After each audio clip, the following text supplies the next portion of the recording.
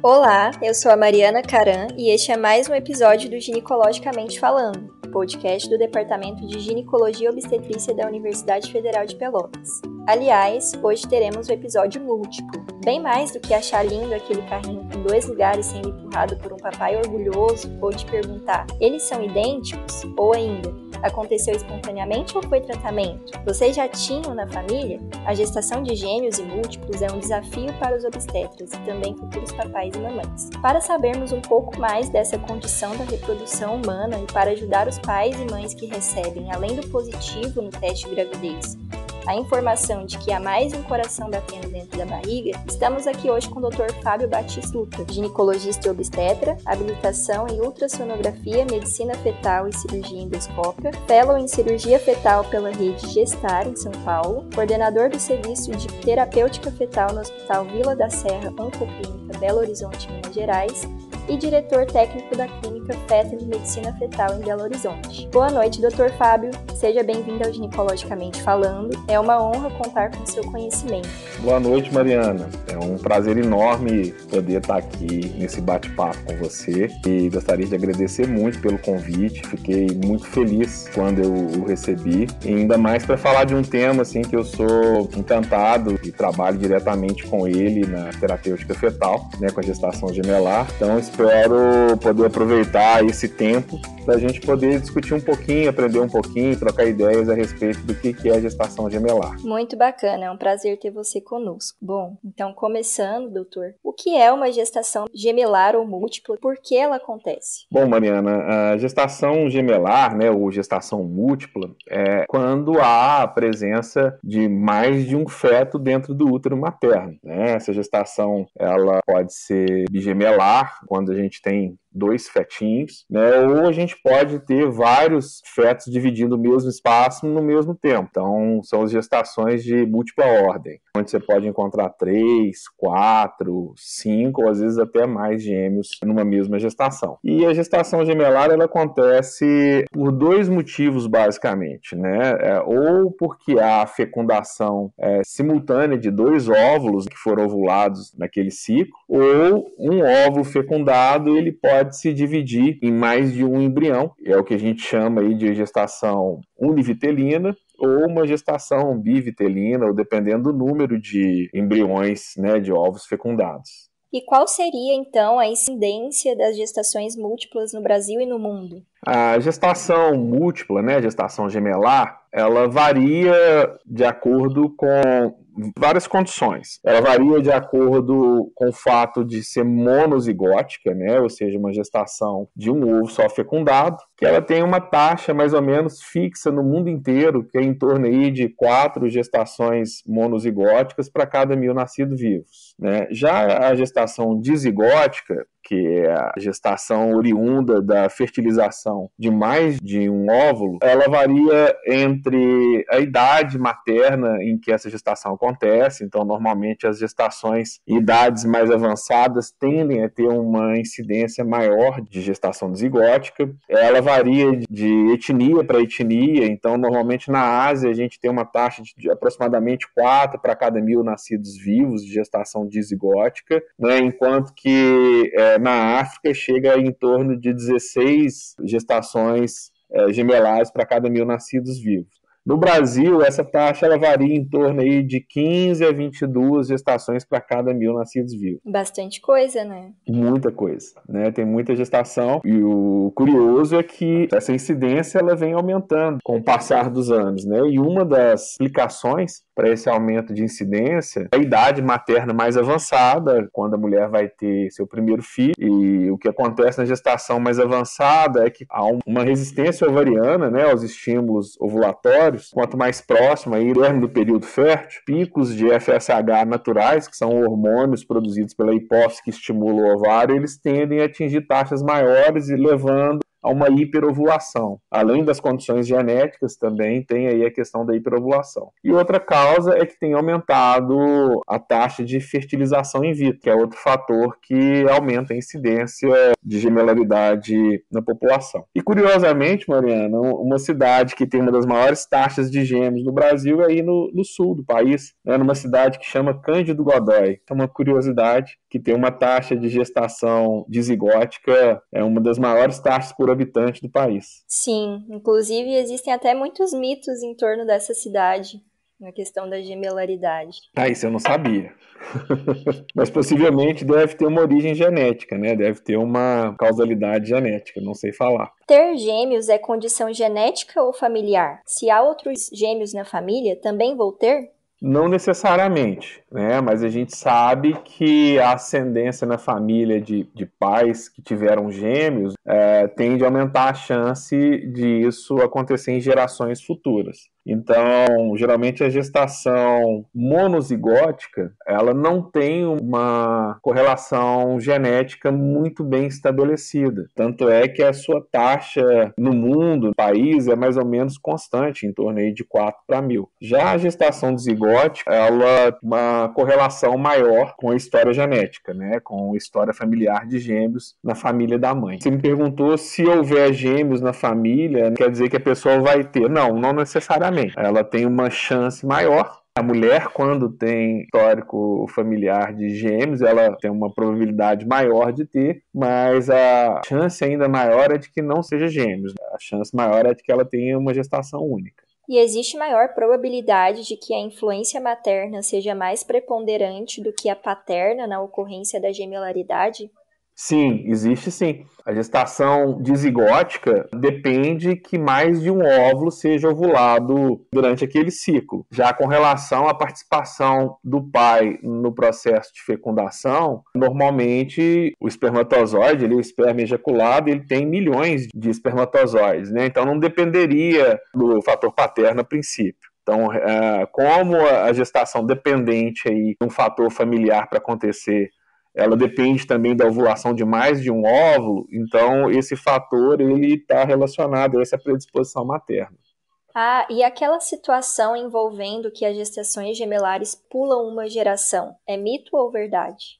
É verdade, assim, apesar da evidência não ser muito clara a respeito, mas a justificativa é de que, por exemplo, filhos homens que têm histórico na família de gemelaridade, né, suas filhas, elas podem ter uma chance maior de vir a ter gêmeos. Então, como não é o homem que determina o número de filhos numa gestação dizigótica, provavelmente a sua prole, né, suas filhas, poderão ter uma chance maior de tê-lo. É verdade que hoje em dia grande parte das gestações gemelares e múltiplas advém de procedimentos de fertilização in vitro? Sim, é verdade. As tecnologias para fertilização in vitro, elas tanto pela implantação de mais de um embrião dentro do útero, na tentativa de aumentar a probabilidade de que pelo menos um deles siga em frente na gestação. Eventualmente, 2 ou mais vão continuar, então aumentando a probabilidade de gêmeos. Tanto quanto o uso de medicações, né, indutoras de ovulação, que aumenta aí o número de óvulos ovulados. E acredita-se, isso ainda não está bem estabelecido, que o uso das medicações, de tratamento hormonais aí para infertilidade pode também aumentar a incidência de monozigótica, tá? Mas a principal causa da associação entre tratamentos de infertilidade e gemelaridade está relacionado principalmente com o número de embriões implantados. E normalmente esses tratamentos eles acontecem em mulheres numa idade mais avançada também, que naturalmente já tem uma chance maior de ter gêmeos. Dr. Fábio, nos diga, quais são os tipos de gemelaridades existentes? Bom, a gente pode classificar a gemelaridade de acordo com vários parâmetros, né? A gente pode classificar a gemelaridade com relação ao fato dela ser univitelina ou monozigótica, né? Que são os gêmeos idênticos. Ela também pode ser dizigótica, bivitelínica ou gêmeos fraternos ou não idênticos. Então, essa classificação ela está relacionada ao número de óvulos fecundados, né? A gente pode classificar também de acordo com achados ultrassonográficos, com relação aí ao número de placentas que ela pode ser uma gestação monocoriônica, uma gestação em que há uma placenta só, ou uma gestação dicoriônica ou tricoriônica, quando são mais de 2 ou 3 ou mais placentas. Pode ser classificado com relação ao número de bolsas amnióticas, né? Ela pode ser uma gestação gemelar monoamniótica, ou seja, 2 gêmeos dividindo a mesma bolsa. Ela pode ser diamniótica, quando são 2 bolsas amnióticas ou mais. Então, essas são as principais classificações das gestações gemelares. E como é feito o diagnóstico de uma gestação gemelar ou múltipla? Qual o motivo da importância desse diagnóstico ser precoce? Bom, a principal ferramenta para diagnosticar a gemelaridade é a ultrassonografia. A gente pode suspeitar de gemelaridade dependendo de alguns sintomas clínicos maternos, principalmente quando essa gestação ela advém de técnica de fertilização in vitro. Então, normalmente, as mulheres com gestação de gêmeos, elas tendem a ter sintomas mais floridos aí de início de gestação, né? Ela tem um crescimento do útero maior do que o esperado para aquela idade gestacional, mas o diagnóstico definitivo é realizado através da ultrassonografia. Quanto mais precoce for feita a ultrassonografia, mais fácil é de se estabelecer aí o número de embriões e o número de placentas dessa gestação, que nos permite classificar se essa gestação ela é monocoriônica, dicoriônica ou tricoriônica, se tem uma bolsa amniótica, se tem mais de uma bolsa amniótica. E a importância da gente fazer esse diagnóstico é porque a classificação adequada da gestação no momento correto, ela permite fazer um segmento da gestação direcionado para o perfil de risco de cada uma desses tipos de gestações gemelares. A gestação gemelar é uma gestação de alto risco, então ela depende de um acompanhamento precoce desde o início da gestação, uma boa datação dessa gestação, o estabelecimento da idade gestacional, uma classificação quanto ao tipo de gemelaridade, quanto ao número de placentas, e isso é fundamental para individualização e segmento adequado da gestação. A questão do número de placentas e do número de sacos gestacionais tem importância além da futura aparência dos bebês? E por que uma gestação de gêmeos idênticos ou univetelinos é mais complexa de conduzir e tem maiores riscos?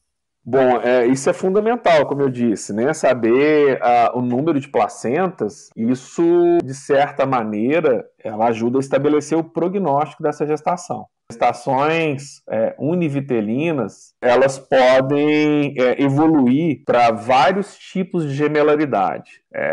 A gente não consegue, através da ultrassonografia, definir com certeza se essa gestação ela é univitelina ou se ela é bivitelina, por exemplo. Que a gente consegue estabelecer através da ultrassonografia se essa gestação ela tem uma placenta única ou se tem mais placentas.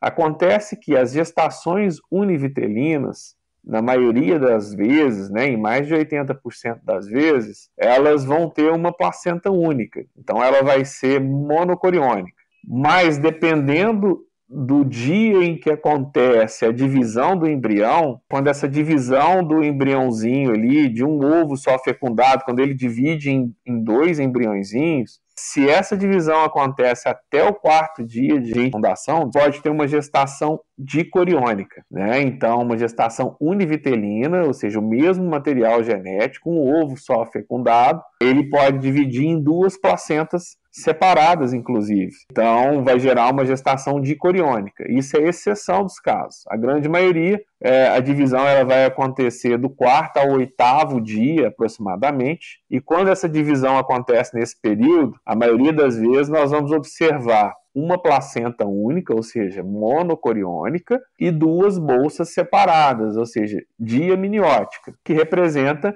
um percentual alto das gestações univitelinas. Quando essa divisão do ovo acontece do 9º até o 12º dia de gestação, a gente pode ter o que a gente chama de gestação monocoriônica e monoamniótica. Então, vai ser a mesma placenta, a mesma bolsa e 2 fetinhos independentes ali, cada um com seu cordão umbilical.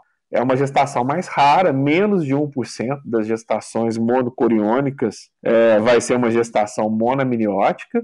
E quando essa divisão, essa clivagem do ovo fecundado acontece após o 13º dia da fecundação, é que vão acontecer os casos que nós chamamos de gestação gemelar imperfeita ou gêmeos siameses, ou gêmeos acolados, em que há uma fusão do corpinho dos dois gêmeos, dependendo da área do corpo ali, cada uma vai ter um nome, e é uma gestação, na maioria das vezes, inviável e muito rara também. Então, o tipo de gestação que a gente observa na ultrassonografia, a gente vai observar então as dicoriônicas, as duas placentas, ou monocoriônicas, sendo que das dicoriônicas, a maioria das vezes elas são dizigóticas, mas pode acontecer na monozigótica, quando a divisão acontece do 0 ao 4º dia, de serem duas placentas também, mas a maioria dos casos de gestações univitelinas, elas vão ser monocoriônicas, né, podendo ter uma ou duas bolsas. E as dizigóticas, as trizigóticas, elas vão ter uma, duas ou três placentas, e eventualmente na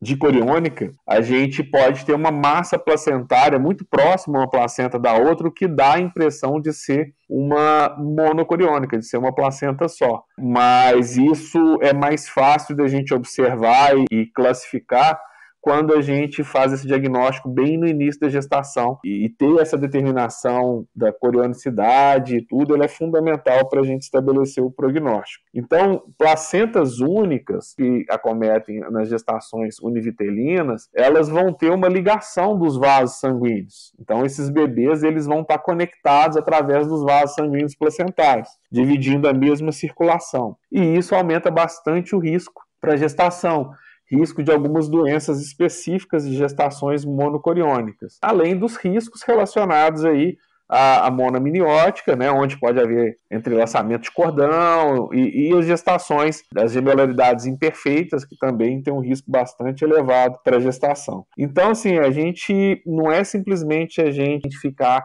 se os gêmeos eles vão ser idênticos ou não, né? A característica externa do gêmeo, inclusive entre gêmeos univitelinos, ela pode variar, mas principalmente para a gente identificar qual gestação tem mais risco e estabelecer um calendário de segmento, de acompanhamento, para reduzir essas complicações ao longo da gestação. As gestações gemelares por si só já têm mais risco, e as gestações monocoriônicas, elas envolvem muito mais risco do que as gestações dizigóticas.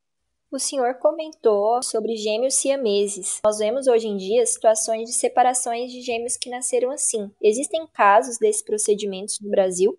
Sim, existem casos, são casos extremamente complexos, e o sucesso dessa separação vai depender de qual órgão está acolado, a tensão dessa conexão entre os gêmeos. Então, gêmeos que estão conectados por órgãos vitais, que dividem, por exemplo, o mesmo coração, né, geralmente vão apresentar corações mal formados. E na sua separação, tecnicamente, é praticamente impossível fazer a separação de um coraçãozinho sem que isso comprometa o bem-estar do irmão. Agora, existem acolamentos entre os gêmeos que são mais simples. Falopagos, por exemplo, que estão conectados pelo abdômen e às vezes dividem uma parte do fígado ou rim, ou alguma víscera que normalmente ela é duplicada no organismo, então fica mais fácil a gente conseguir essa separação, né, com um bom prognóstico para ambos os fetos.